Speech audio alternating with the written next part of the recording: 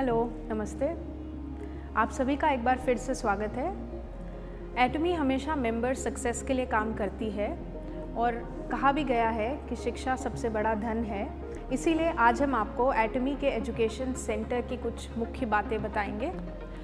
जो डिस्ट्रीब्यूटर्स दूसरों को मदद के उद्देश्य से एजुकेशन सेंटर चलाना चाहते हैं, वे कृपया इस वीडियो को बहुत ध्यान से देखें।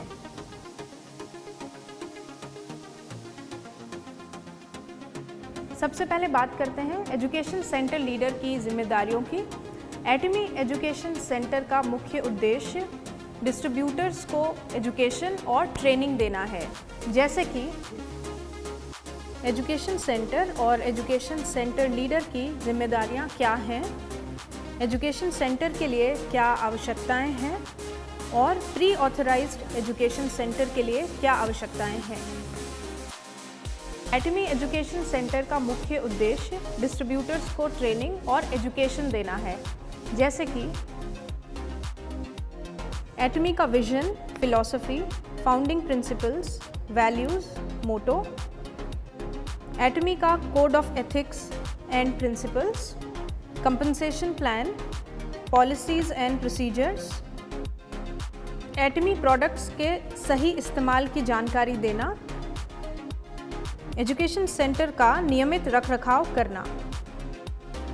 एजुकेशन सेंटर के पास एजुकेशनल और मार्केटिंग गतिविधियों का प्रमोशन करना, एजुकेशन सेंटर पर एटमी प्रोडक्ट्स की डिलीवरी, रिसिप्ट और स्टोरेज की व्यवस्था करना, एटमी के वन डे सक्सेस सेमिनार में भाग लेना,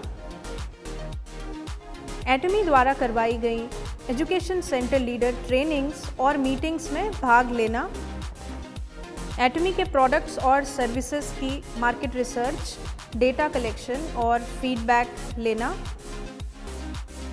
तो अब हम बात करते हैं एजुकेशन सेंटर की। एजुकेशन सेंटर का एरिया 800 स्क्वायर फीट से बड़ा होना चाहिए। Education centre shopping mall, residential place पर नहीं होना चाहिए। एजुकेशन सेंटर ग्राउंड फ्लोर पर नहीं होना चाहिए क्योंकि इसे गलती से शॉप या दुकान समझा जा सकता है। एजुकेशन सेंटर में कोई और बिजनेस जैसे कि स्पा, सैलून या कोई और शॉप नहीं होनी चाहिए। एजुकेशन सेंटर में कम से कम 20 लोगों के बैठने की व्यवस्था होनी चाहिए। एजुकेशन सेंटर से आधे किलोमीटर की दूरी पर कोई दूसरा एटमी एजुकेशन सेंटर नहीं होना चाहिए। बताए गए सभी नियमों का पालन नहीं होने पर एजुकेशन सेंटर पर कार्रवाई की जाएगी। तो अब हम जानेंगे कि प्री ऑथराइज्ड एजुकेशन सेंटर शुरू करने के लिए क्या क्या आवश्यकताएं हैं। एप्लीकेंट एटमी के सभी लीगल डॉक्यूमेंट्स के अनुसार काम करने के लिए सहमत हो, जैसे कि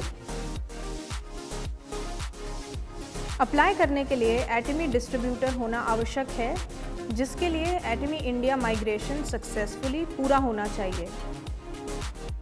किसी और डायरेक्ट सेलिंग कंपनी की सदस्यता नहीं होनी चाहिए। एटमीज code of ethics and principles, policies and procedure, education centre LOI और अग्रीमेंट के अंतर्गत सभी टर्म्स एंड कंडीशंस पर सहमति हो।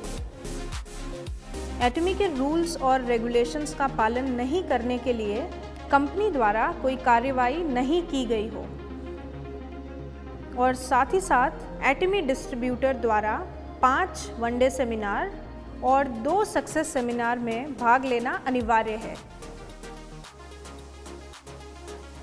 इस वीडियो द्वारा हमने एजुकेशन सेंटर की टर्म्स एंड कंडीशंस के बारे में जाना और ये वीडियो का केवल पहला भाग है। अन्य भागों में आपसे और जानकारी शेयर की जाएगी। धन्यवाद।